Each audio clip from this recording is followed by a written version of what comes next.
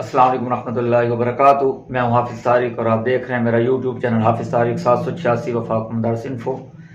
उम्मीद करता हूं आप सब अच्छे से होंगे।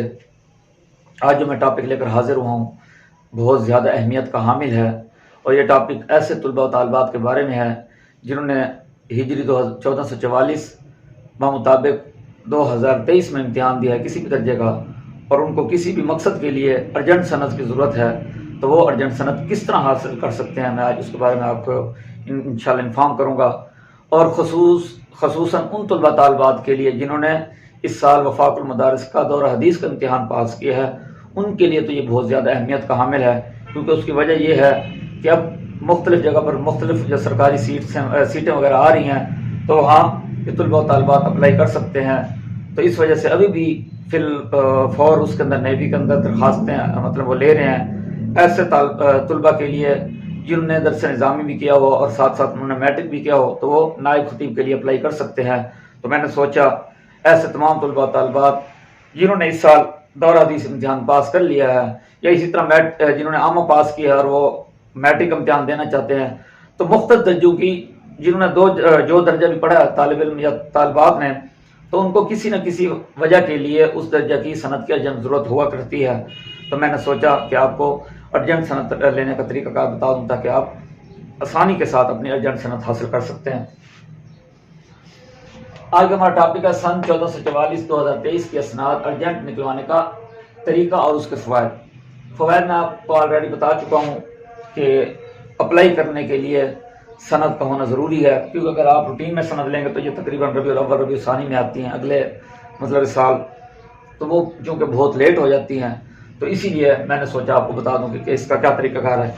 सबसे पहले तो ये है कि आपने जिस दर्जा जहाँ से पढ़ा है और आपको उस दर्जे की सनद चाहिए, तो आप मुतल्लिक़ा मदरसे के लेटर पैड पर सिंपल सी दरख्वास्त लेंगे, वो आपको लिख कर देंगे। मैं आपको यहाँ लिख कर बताने की कोशिश करता हूँ। सिंपल सी दरख्वास्त है, मैंने ये इसलिए जगह छोड़ दी कि हर दर्जे की जो है ना अलग से वो मतलब है कि लिखाई मतलब तहरीर होती है। तो मैं आपको दौरे हदीस की तजर्बातन लिख कर दिखाता हूँ कैसे। अब अमूमन मदरसे के लेटर पैड वो ये लिखेंगे, तस्दीक की जाती है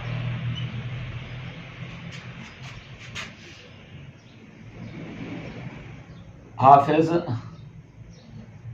मोहम्मद फरहान वल्द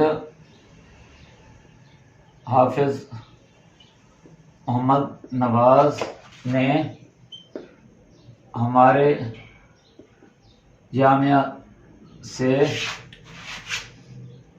इस साल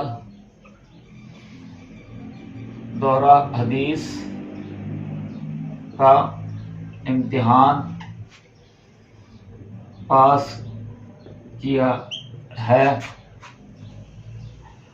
और अब ये तालिब इल्म नेवी में पाकिस्तान नेवी बतौर नायब खतीब के लिए अप्लाई करना चाहता है, लिहाजा मेहरबानी फरमाकर इस तालिब इल्म को अर्जेंट सनद जारी की जाए।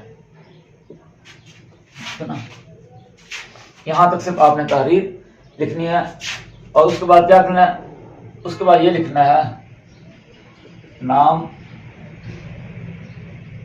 तालिब इल्म, ठीक है ना, यहाँ नाम लगेगा, दर्जा, दौरा हदीस और रोल नंबर, ठीक है ना।